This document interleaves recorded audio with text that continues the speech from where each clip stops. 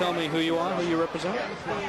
I'm Tracy Henry with Type A Media and do public relations for GalleryBar. And this event is the opening of Kevin Berlin's new painting series, Slaves of Fashion, his new additions to that series. So it's a very, very important event for us. We're very happy to have Kevin as our first featured artist doing a big exhibition here. We have a lot of press here. We have a lot of VIPs here. We have a lot of art lovers, art buyers. And then I have to go make a speech.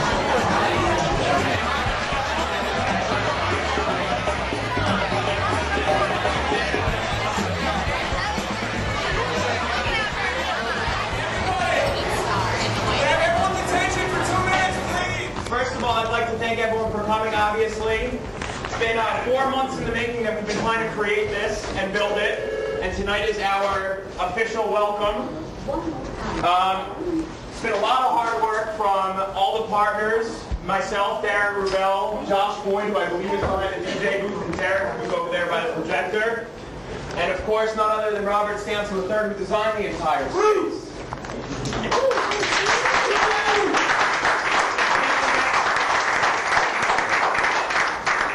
And obviously, we can't forget Bobby Pro, which just wouldn't have happened without. So, after thanking everybody, I hope everybody appreciates what we've done here and what we're trying to do, which is merge the art world with nightlife. And our first artist, who's Kevin Berlin, was very generous to offer to do our first show, so I hope you appreciate his artwork. He's the internationally renowned known Kevin Berlin. His works are found in Kim Basinger, David Letterman, Luciano Pavarotti, Bill and Hillary Clinton, my two favorite. And he's also a Yale alumni, so he's a bright man. Used to be, somebody said. Still is. I think he is.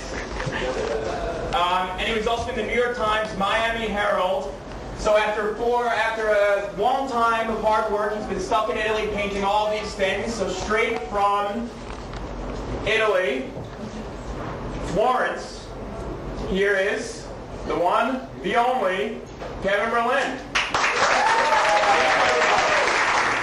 Ciao tutti. I'm going to put these notes away. Thank you for coming. All of the paintings that you're looking at here were all painted in the last year and a half, with the exception of the Colossal Bellybutton, which is an archival piece, and the Sicilian Tomato, which was painted in 2004. They're all paintings of friends and friends of friends, a lot of them who have never seen the paintings finished in some cases, and in some cases their boyfriends have no idea that they've posed for them at all, which is a good reason to display the paintings in another country.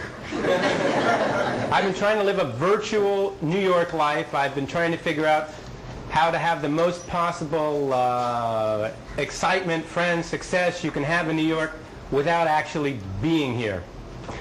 I've been scheduling it down to hours and minutes, and I spend about 8 months of the year in Florence, Italy now. It's a nice place to wake up in the morning. That's one of the main reasons I'm there.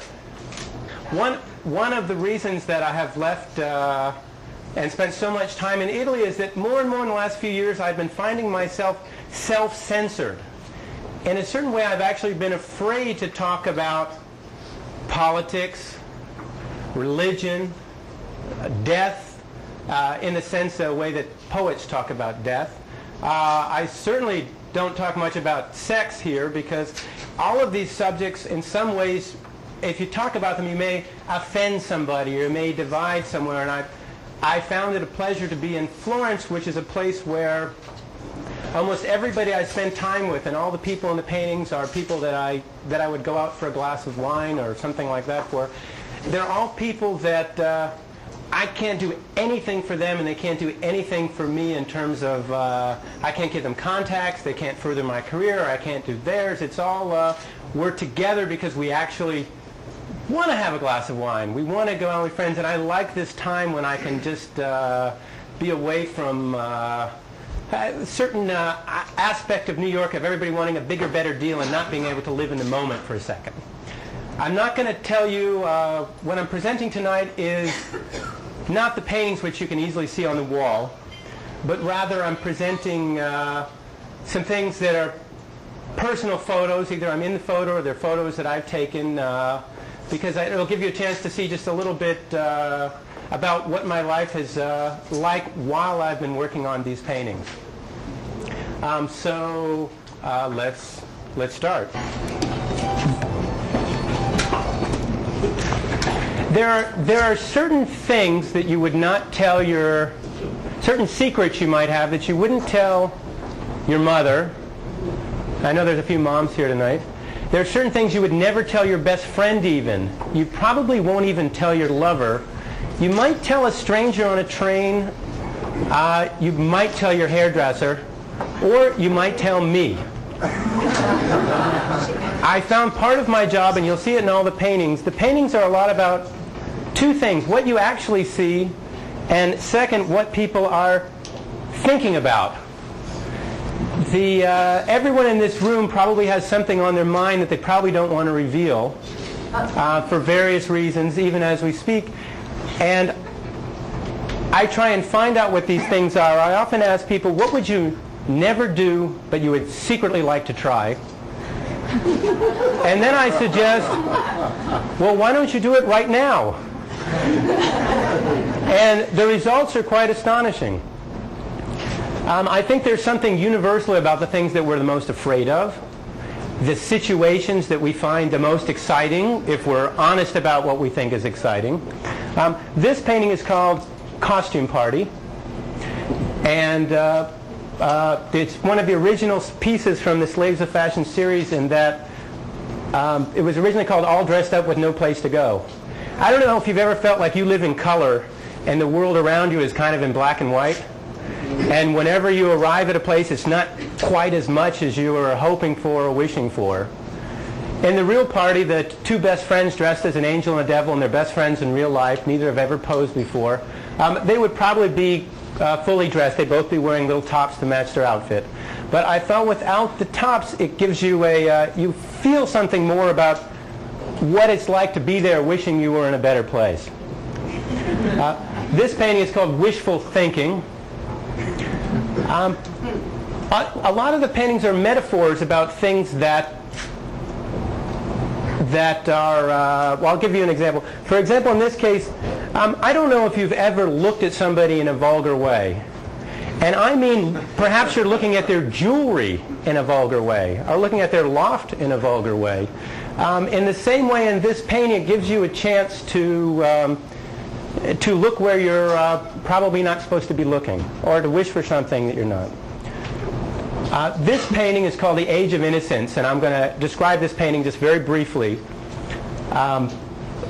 When I asked the story, the personal story, the woman in the center of the painting, who in this case is kind of beside herself, she told me a story. She said, when I was about 14 years old, I went to a cocktail party. And for her, it was a very new experience. She said at some point during that evening, she's Italian, comes from a very nice family, she realized that there was a man in the room who was imagining her without her clothes on.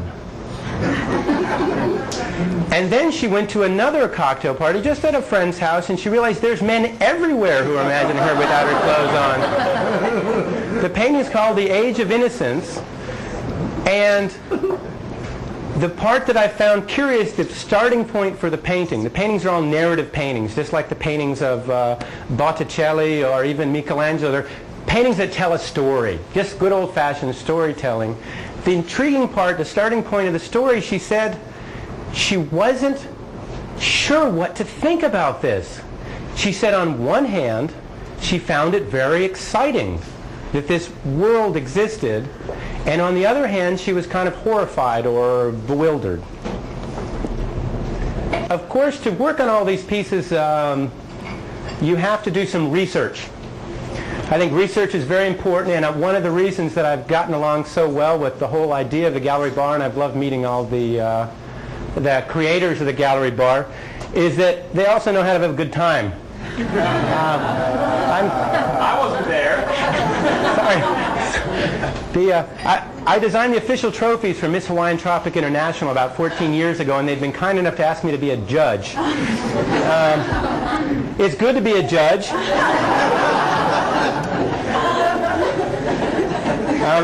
This is the international competition. There are 10,000 competitions from around the world, which 100 finalists go to Hawaii, and then another 100 finalists from around the world go to Las Vegas to compete for $100,000 in cash and prizes. They're very kind. I also have a line of luxury socks. They're Berlin socks, it's called, berlinsocks.com. They are the world's finest quality artist-designed luxury socks. They're available in cotton and cashmere. You can only buy them in the UK right now. The cotton socks are $45 a pair, and the cashmere $125. You can buy just single socks. But these are all of the Miss Texases who were kind enough to help me with this little impromptu advertisement for Berlin socks. The sock is over there on the corner there. There's a new Hawaiian Tropic restaurant just opened in New York, and this is in Hawaii this last October. It took me 44 hours to get to Hawaii. It was worth it. This is a radio interview I did for BBC Radio. I launched socks in Tunbridge Wells in UK. This is something that took place in sort of after hours in Belgium. Again, this is all research. Here's a little snapshot from the Hamptons. This is a picture that was taken in Ukraine this summer. I've been working in Kiev, working with ballerinas by day and some very decadent nightlife. I work with a lot of security guards. This is one of Calvin Klein's parties in the Hamptons. This is on stage at the Kirov Ballet in St. Petersburg. You can see the swan over here on the left. This was actually when the curtain came down. And a lot of the dancers in the picture have also posed for a lot of the paintings. This is from an event for the National Foundation for Advancement in the Arts in the new Baryshnikov Center just a couple of months ago. This was a snapshot. I thought you can't have too many pictures of bikini models for a presentation. Dr. Jerry Buss, the owner of the LA Lakers. There's some caviar from Kiev. It's a little... I don't have to talk about all of these pictures. I don't think that... We're back in the Hamptons again. We're back in Kiev. I don't know how that got in there. Sorry. And then this is a commission piece recently called Lady in Red.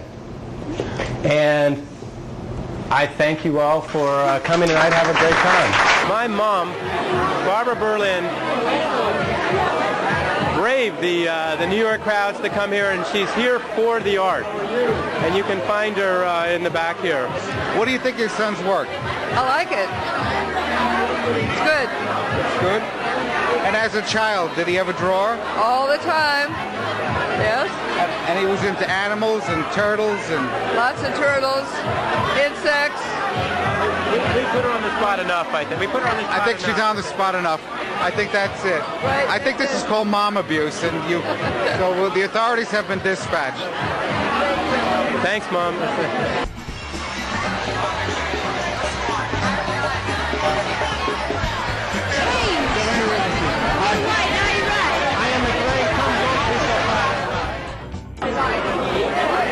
A lot of the people in these paintings have never seen the paintings finished. In some cases, their boyfriends don't know that their girlfriend even posed for the painting. This painting is called The Rivals. It's based on a true story about a very trusting boyfriend and his very trustworthy girlfriend. And what the boyfriend doesn't know is that she's been thinking a lot about Luigi.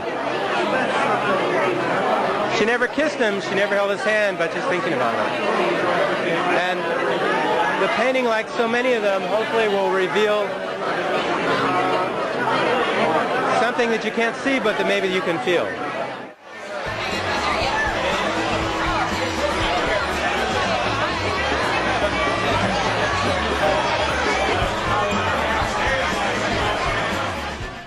Bill Ho, what's happening for the pre-reception? It's absolutely amazing. We see a lot of good people coming in, a lot of cool people coming here, enjoying your artwork, liking your presentation. I think it's a fantastic show.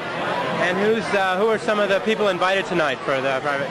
Some of the people invited, including Rob Jones from Goldman Sachs, Jennifer Simmons, obviously a very, very well-known IR person here in New York City, Christine Daniel, one of our mutual friends, which is very good as well. A bunch of people from Japan, actually, coming all the way from Japan to see the show.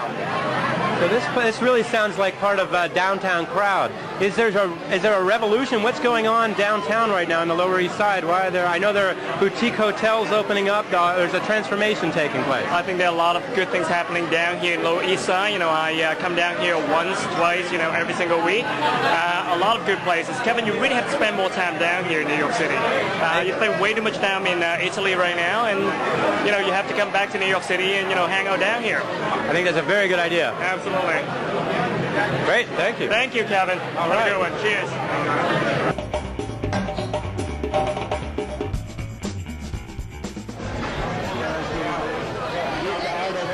We're here with Josh Boyd, co-owner and creator of the GalleryBar. Why are we here tonight? What's the GalleryBar about? We are here to celebrate the work that Kevin brought from Florence and our grand opening. I'm hoping everybody has a good time and understands what we're trying to do here. We're trying to do something a little ahead of our time, I think. I think we're gonna bring the worlds together. A gallery and a bar. How does that work? Well, I think everybody loves art and everybody loves to go out and listen to music. And then when you do this all in one, you're gonna get this all in one. I like it. That's what I'm thinking. I'm glad to be here. Thank you very much. Congratulations. Sure. I'll ask you a question here. Okay.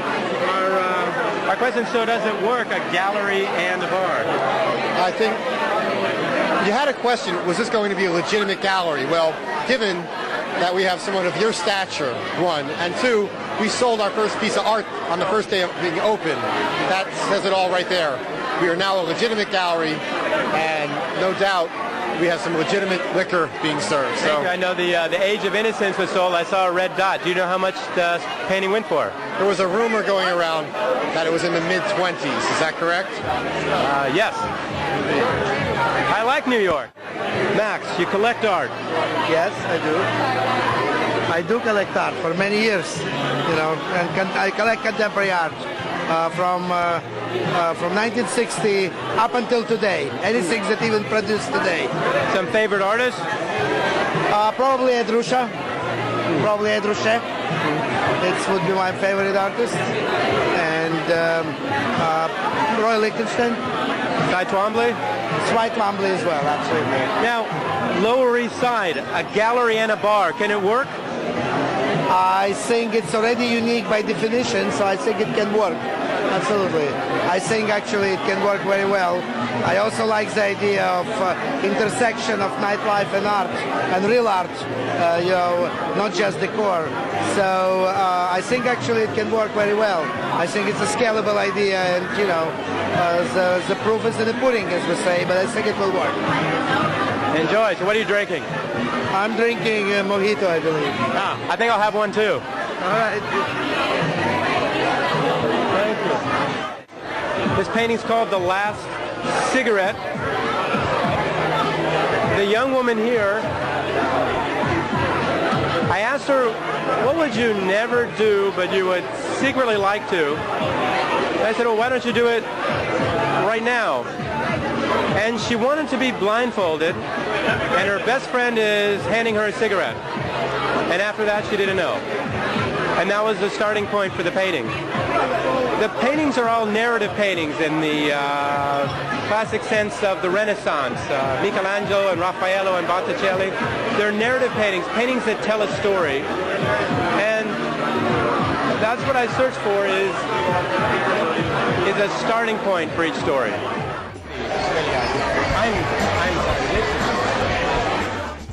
We are here with Darren Rebel. You may have heard the name before. A little family history in nightlife. Is that true? Very true. Very good family history in New York nightlife. Steve Rebel from Studio 54, obviously, so I have big shoes to fill. So, GalleryBar, how did it happen? What's the inspiration?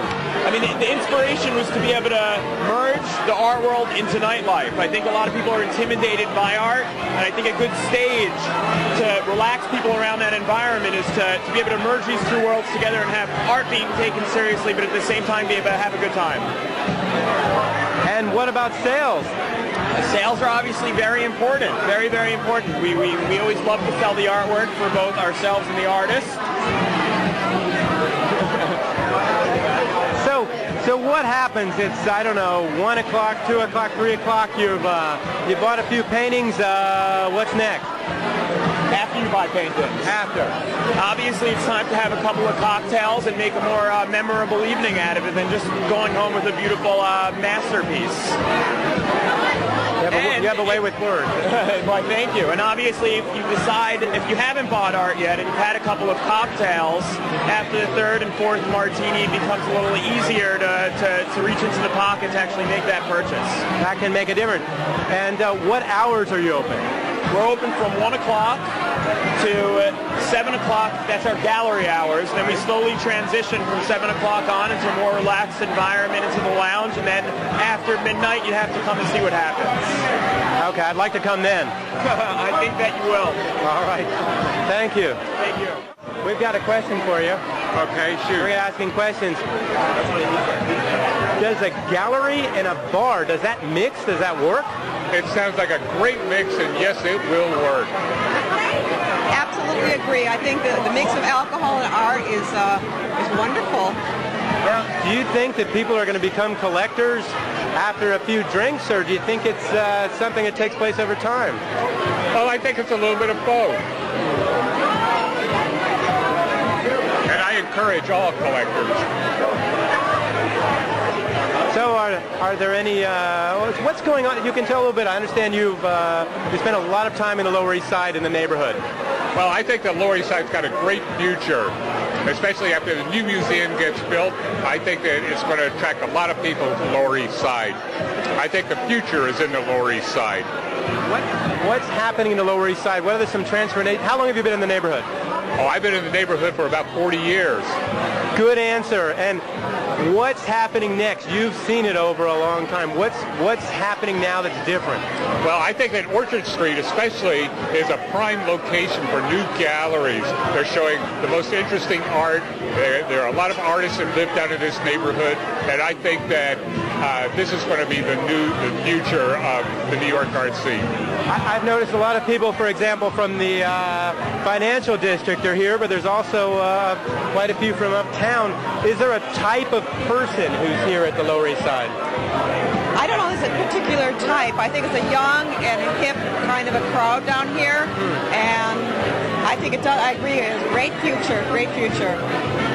Thank you very much. And if you look around this room right now, every person here has a secret story.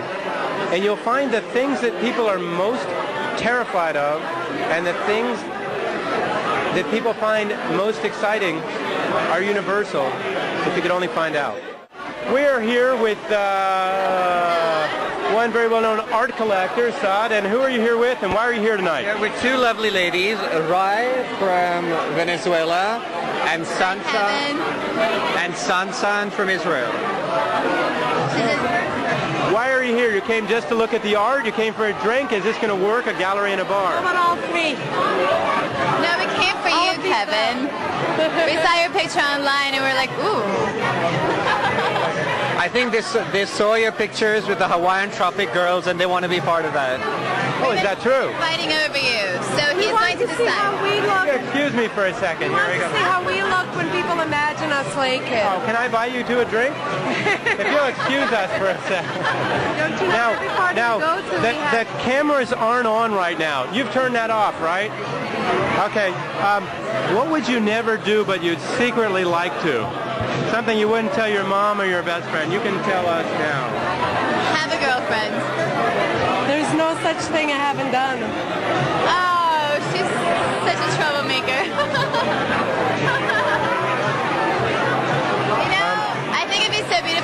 boyfriend and a girlfriend, and then have like this like beautiful tryst that exists between the three. I finally understand why I went into the arts. We're here with Bianca, who is studio manager of Berlin Studios in Florence. You're all the way in New York. You saw these paintings 2 years ago, 3 years ago. You're in New York today. Are you shocked? What do you think? Well, I'm just really happy with how well they look in the space. It's hard to imagine paintings when they're being painted and sitting on a floor on easels. So just seeing it in the bar, and it's wonderful. It really looks like they belong here. So did you think it would work, the idea of a gallery and a bar? Yeah, I think that the marriage between art and nightlife is natural and a great idea, and brings in such an eclectic crowd that I'm surprised it hasn't been done more often. Great. So the drink you're drinking, is that an Italian drink? No, it's just white wine, and as we know, Italians do red much better. So. Vino bianco. Grazie. Thank you.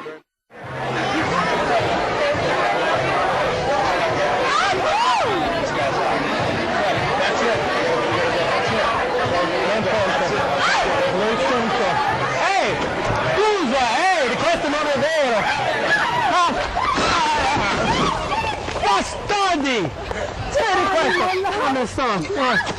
Scusa, I think in my arm, I think it's in my, I can't move. Get up! Get up, baby, get up!